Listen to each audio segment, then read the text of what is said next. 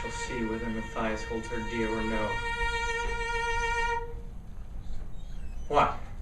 Dares the villain write in such base terms? I did it, and revenge it if thou darest.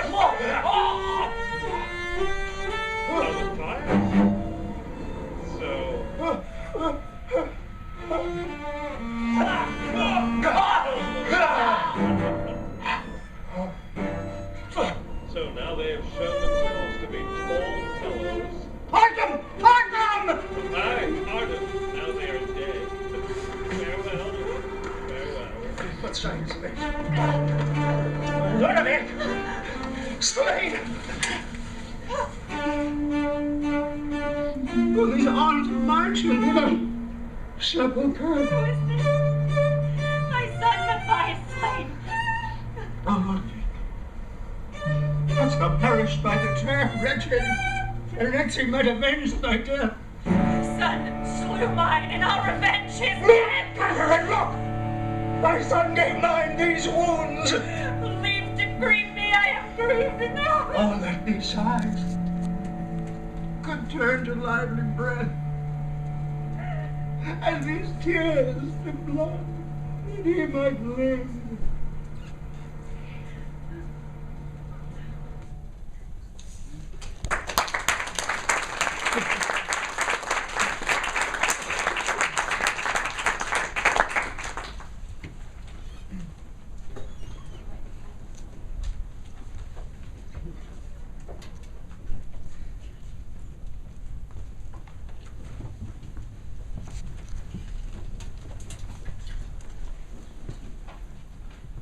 Before we get to the fight choreography, more questions for the musicians or the composers? Composer? Yeah, go ahead. How did you just give them creative freedom completely in the? That's a really good question. How did discussions go something like this? Are you asking if Doug gave me complete freedom? Yeah. Basically. How does it work? Explain how it works. I can't even. I would say, well, we got together a couple of times. The first, I guess we just discussed the kind of musical language he wanted to use, or he wanted me to use, and so that really defined how it was going to sound a lot. And also we discussed how closely we were going to try and stay to the period, because originally I had thought it'd be really great, because it'd be really easy to use some piano, but piano doesn't really make a lot of sense with this period. So we discussed things like that, and then I sort of came up with some ideas and sent them over to Doug, and Doug gave me his feedback, and then I tried to adjust according to his feedback, and I think we're still doing that, and we'll still continue to do that until the film's finished. I try to give her as much sort of latitude, because I'm not a composer. It's just like I couldn't tell Steph, I can't do that.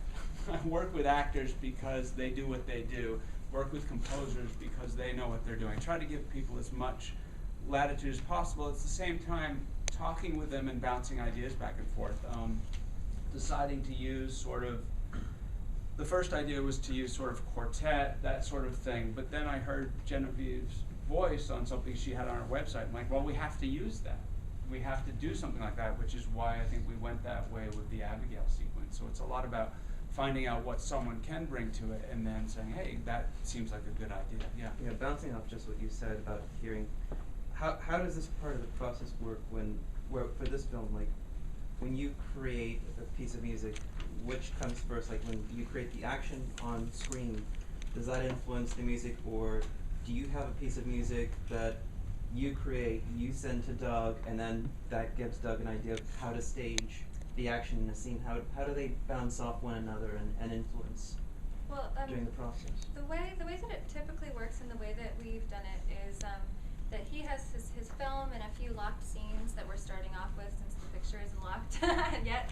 And then he sends me those scenes, and then I basically mock something up. Like I'll do like a synth version of it. So like fake. Like the. Using keyboard, just like fake strings, fake whatever we want to use, just to get like as placeholders, hopefully for something real, like actual cello player or whatever. Yeah, you guys actually had a special treat. You never get to see a scene like this live with a cello player. It's a pretty intense experience.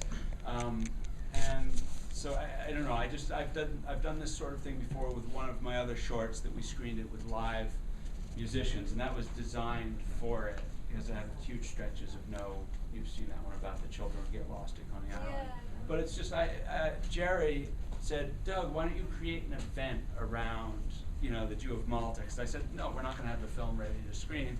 So he said, create an event, and we sort of came up with ideas one of the ideas was to do some scenes with live music. And I thought that was a really sort of special treat for you guys.